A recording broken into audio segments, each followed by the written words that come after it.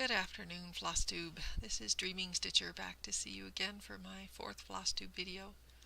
I know that I am late. I told you last time that I was kind of planning to do my videos on the third Sunday of the month, and this clearly is the fourth Sunday of the month, but it's been a really, really rough month. You know that I try to be personal and private, so I don't want to say a whole lot about it, but I think you kind of do deserve to know at least a little something about why I'm late. 4 days after the last video that I filmed, I found myself in the emergency room with my last living parent, and that was the first of 9 days of hospitalization, half of which were in another city about 70 miles from our home. At the point that the transfer to the other city took place, I had to get a pet sitter to come look after my parents' home and my home and our animals. At that time, my brother came in from one state to try to lend a hand with some of the sitting around in the hospital part, but he was so overwhelmed with work, with conference calls and emails and trips north to take care of business and such, that his help was kind of limited. At the end of the 9 days, my parent was transferred to a skilled nursing facility for physical rehabilitation and is still there. You know, there could be worse outcomes, but is not home. On the day that the transfer to the skilled nursing facility took place and we came back to our home city, my sister came in from another state, and she has been tremendously helpful, but also tremendously, she brings stress with her too.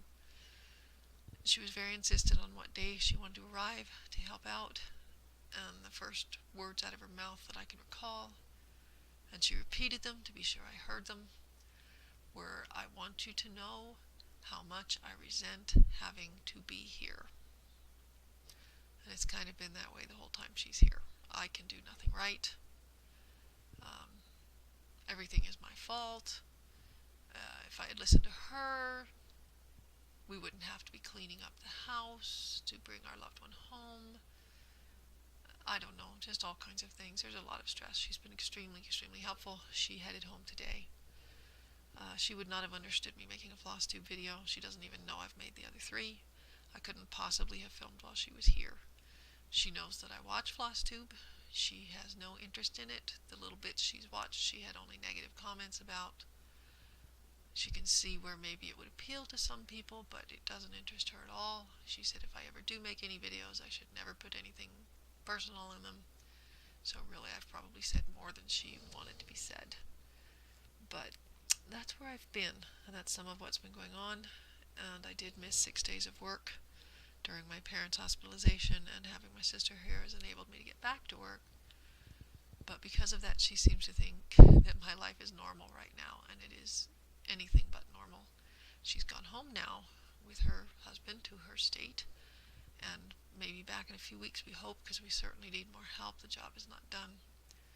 But when she saw me watching a few minutes of flosstube one morning before work, she said she was glad I got to have a normal life.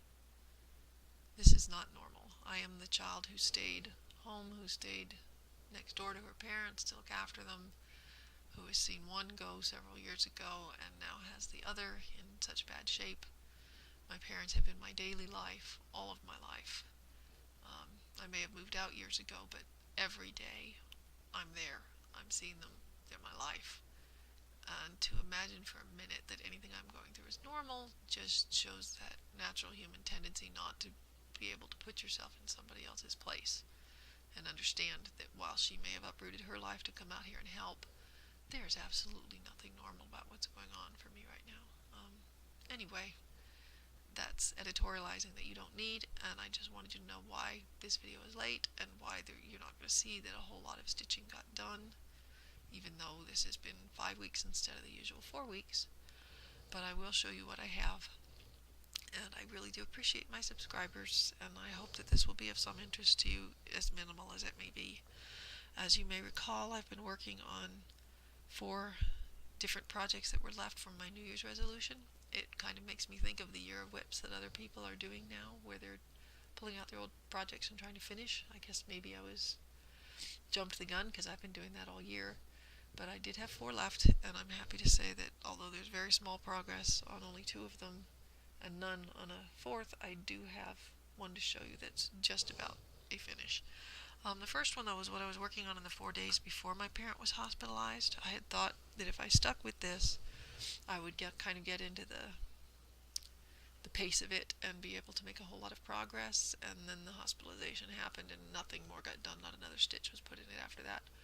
But I did get this flower finished in the top corner and was starting to put in some other things, including the center flower there that's blue and purple that you probably can't even see because it looks so much like the stamping color. This is the one that's going to be a wedding sampler. It's called Tiffany Wedding Sampler when it's done.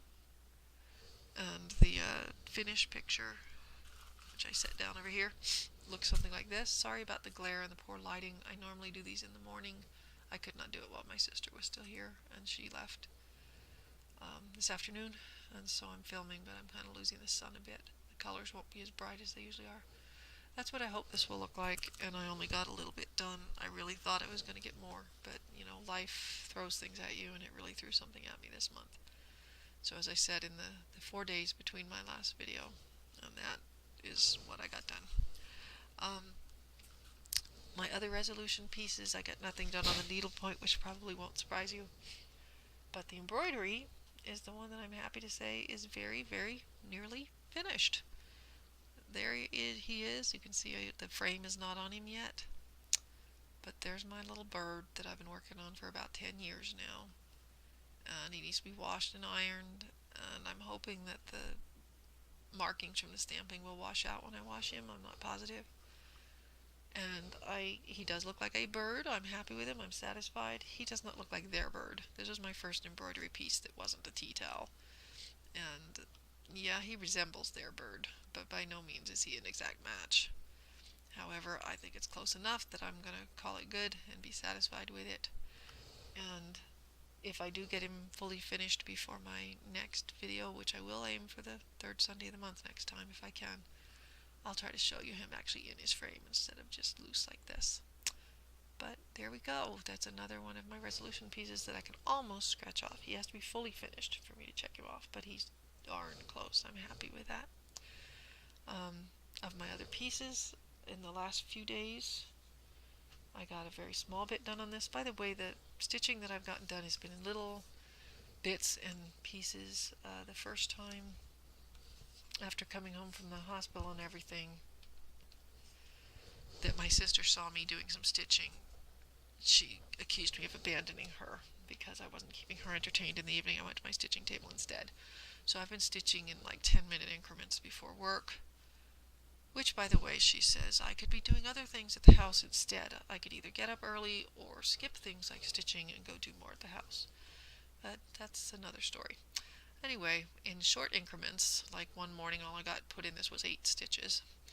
With it over the last week of just a few days here, I've gotten like one morning and one evening done on this, I think. I did a little bit of the purple in this mountain, and everything below the dark line in the sail there. This dark part I already had done. Whatever the section of sail is beyond that, below my finger that swings down towards the mast, that's what I got done. Those blues and browns and reddish oranges. Not much at all. But like I said, that was one of the sessions was like 8 little squares was all I got done, and of an evening I got some done. Maybe it was 3 sessions altogether, but very little. But it's something. It's progress. And it really did seem like a revelation after finishing the embroidery piece to be back to counted cross stitch again. That was nice. Now, besides my resolution pieces, I had 3 other things that I had been showing you. I'm sorry I got nothing at all done on the White Rabbit. The piece I took to the hospital is the one that I got the most done on. Now, hospitals are not as easy to work in as you might think. There's plenty of time sitting around, but the lighting is not always good. There's a lot of things going on. You don't always have a place to sit. But this was my little artiste kit with the robin, and he's now fully stitched. Not framed, not ironed and washed, but fully stitched. I finished all of his cross-stitching in the hospital, and that was the sort of bottom section. I had most of it done before that I showed you. A tiny bit of the back stitching near the top of the piece got done in the hospital. All the rest of the back stitching was done in little tiny short increments, mostly before leaving for work, after we got home from the hospital, so over the last 3 weeks.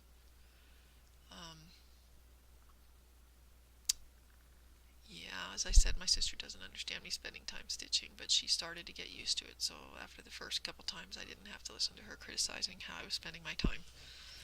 But he is finished.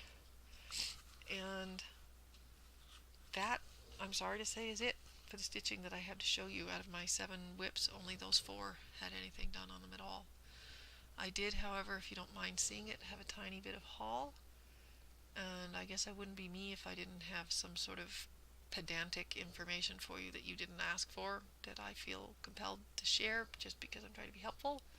So I'm going to show you a little haul and speak to you about something else that's sort of related to the haul in a very distant way. So I had said to you once before that you may or may not remember that I was trying not to buy anything online for a month. And I did, in fact, almost make it to the end of the month, but in the hospital when there were about 2 days left in August, I finally bought the thing I'd been waiting to get, that I said if I can manage not to spend all month, I'll reward myself with this. And that was the DMC Philosopher card that has all the colors, instead of my old card that had only 390 out of the 450, however many that they actually have now. And this is different from my other old floss card in that it does have actual thread, but they're not in little snips of thread that hang off. Instead, they're very tightly wound. And, you know, the dye lots vary and things like that, but it still gives me all the colors that are available now, including some that are not the standard embroidery floss. I got that from the DMC website, which is called Common Thread. And I'm sure you've seen other people with these cards. But as long as I was shopping there, they had a minimum order requirement to save money on shipping. So I went ahead and got a couple of other things that I want to show you. I got a chart with a manatee that looks absolutely nothing like this picture. They don't show you a picture of the finished piece on the website. They don't give you any clue what it's going to look like. But they do say that it's from the Mike Vickery collection, or by designer Mike Vickery. So I went online to look him up and see what his designing style is like. And I can't show you this because it is a chart and all, I mean, it's in there, trust me. But it doesn't look anything like this picture, not remotely. However, it is a manatee, and I thought when I saw his style online that it looked acceptable and that I would like it, and I think I probably will. It looks like a nice thing to stitch. And of course, if I do get it stitched, I'd be happy to show it to flosstube. That was just a couple of dollars. They have other designs of his too, but since you can't see what they really look like, I don't know how strongly I can recommend getting them or not. Maybe if I stitch mine up and you can see it, you might have more of an opinion on his other designs. The other thing I got there were these 4 books that are, that's coming up next, that are reproductions of antique books from DMC. These are actually available in some places online from people who have scanned old antique embroidery books, so you don't have to buy new copies through DMC if you don't want to. But I used the scanned copies online mainly as a way to preview what these were going to look like, because I wanted the new ones that could be easily read. They're full color charts. Everyone in the back has kind of a history of DMC in it. They make a bunch. I only bought 4. The history of DMC is multilingual. It seems to be French and German and English and Spanish possibly. I'm not sure what all. Definitely a number of languages. Every book starts out with some things at the front that tend to be patterns and borders and alphabets, and I don't want to show off too much because it's all charts. But just to give you an idea, there's some borders, okay? And in the back, they tend to have other things, like this one has sort of some playing cards. Some of them have quaint scenes or little figures. My favorite from the previews that I really wanted to get was one that has animals. So I'm just going to flash a page at you quickly, and don't want you to copy the chart, please, with little animals. I really liked the look of that. Like I said, the front of it's borders and things. More animals. And more animals. Okay, I don't want to give away the charts on those. But I did order 4 books of those because, as I said, I previewed them at places where you can actually see the books online. And I wanted nice new copies that wouldn't give me asthma and would show me what I was looking at and be easy to work from. And those all came from the Common Thread website. And the last thing in the way of haul is actually kind of a progress update on something I showed you in my first video. I wanted you to see that I was planning to work on some samplers, and I showed you the linen I had and everything. This was one of the 2 samplers from Heartstring Samplery, His Eyes on the Sparrow. And I told you at that time that I was not interested in making it look antique like so many designers and stitchers like, and I'm not criticizing that. I just prefer things that are brighter, so I don't want this old-fashioned looking cloth and coloring. But in order to get it brighter, I first had to figure out what colors they were using and kind of update them with something a little more cheery. And the trouble was that they call for Weeks Dye Works and Gentle Arts threads, which I don't have access to except by ordering like online. And I can't see them in person normally, and there were not conversions for all of them online. But in the last day of my parents' hospitalization, when they were getting ready to transfer him back down from the city that we were in, my brother kind of took over hospital duties and gave me a chance to run up the road, because they said they'd transfer at 5 p.m. and about 3 p.m. I was able to run up to, there actually is an LNS in that city, and take my list of colors that I didn't have conversions for that chart, and look for DMC colors to replace the Weeks Dye Works and the Gentle Arts that I thought I would like. And these are the ones that I picked out. You can see what earthy, autumny kind of colors they are, oranges and browns and greens and things. And that's the closest equivalent to the original colors. I actually want to change those. I won't be using these threads. But these gave me some idea of what the Weeks Dye Works and the Gentle Arts would look like if I had them. So, for example, this is the color I picked to replace the gold leaf called for in one of those threads. It's a nice, bright, pretty gold. This one I think I picked to replace their Oscar, which clearly theirs is a variegated thread. It's very different from this. It wouldn't look at all the same, but since I don't intend to keep it this color, there didn't seem any point in getting the Weeks Dye Works or the Gentle Arts. I want to change them anyhow. This is just my starting point. So for each DMC color, I made myself a note of the color I was trying to replace in the chart with it. They have one they called Havana that's, I guess, maybe a cigar or coffee or something. And this is the color I chose to replace it. One of their choices, the tarnished gold, and one of the colors, both the Weeks Dye Works and the Gentle Arts, had a conversion that was the same color, which was 869. And so another purpose in going to the LNS in person, and the ladies there were wonderfully helpful, was to try to find 2 colors that were similar but distinctive from each other, so that when I convert, they're not the same color. So I ended up using this for tarnished gold. And you can see the other colors. This I called the country redwood that I needed. This was the terracotta, and so on.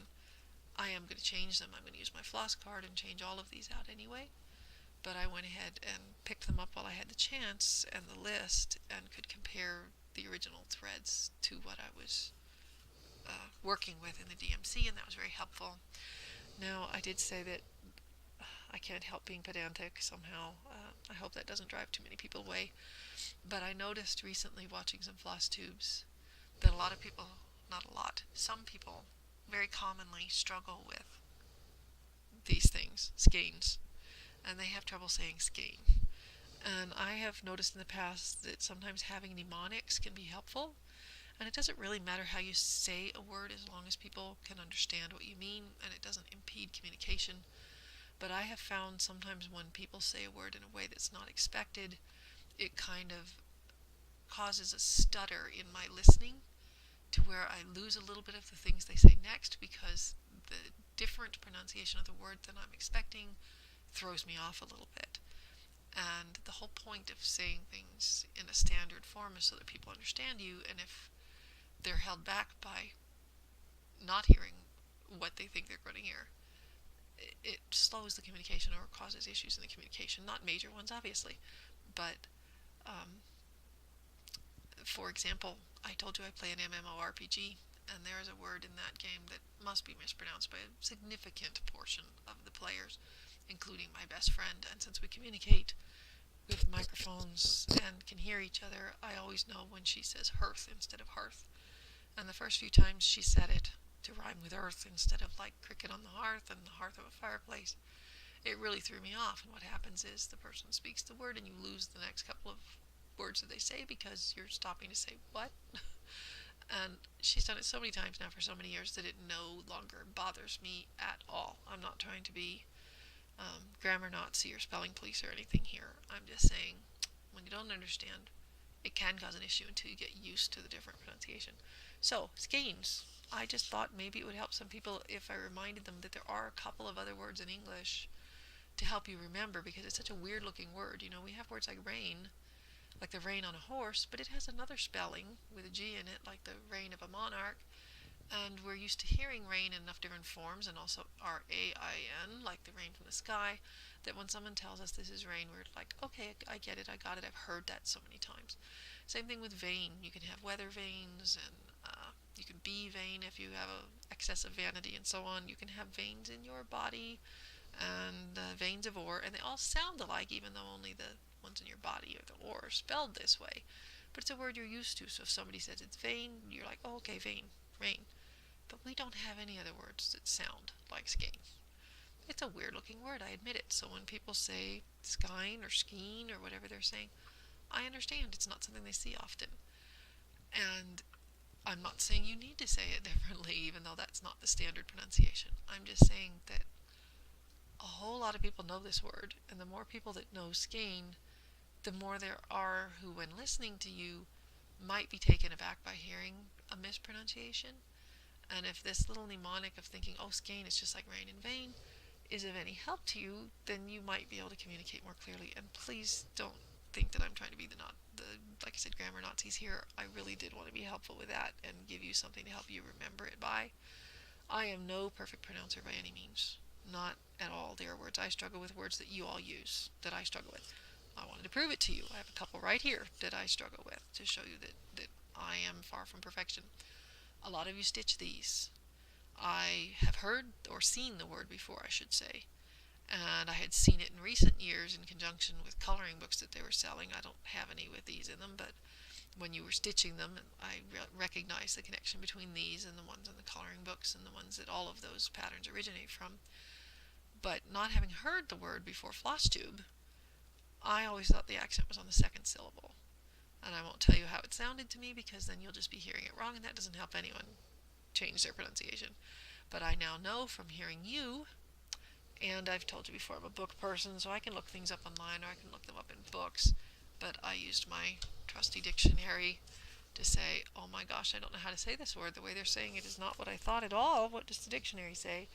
And of course you all are correct, that the accent is actually on the first syllable, and all of the A's have the schwa sound to them, which is that indistinct sort of a vowel sound that so many vowels share.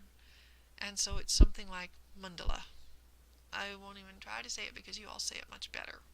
But I'm just letting you know that just because I'm giving you advice on skein, I really am trying to be helpful, not be critical, because there's words I can't handle myself. And I try to learn so that I don't miscommunicate with folks. Here's another one relating to a technique that I don't use, and maybe I never will because I have so much trouble saying this word.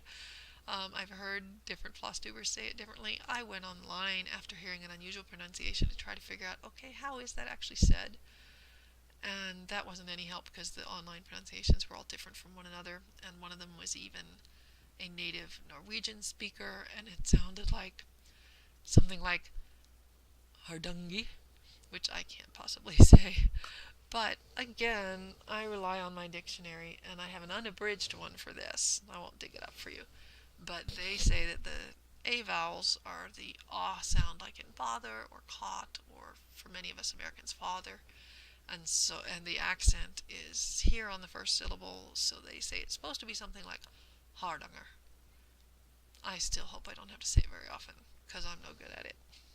But like I said, I just wanted you to know I'm not trying to be holier than thou or throwing stones at glass houses or anything, because I can't pronounce some things. I just thought it'd be helpful. Which leads me to one more, just because, as long as I'm at it, as long as I'm being pedantic. I was looking up this thread one day because it's a very old thread that doesn't use this name anymore. And when I saw the word on some very old charts I have, I thought it was Bulger. And I know that some threads are no longer manufactured or get changed. And I thought, what became of that? I haven't seen that for a long time.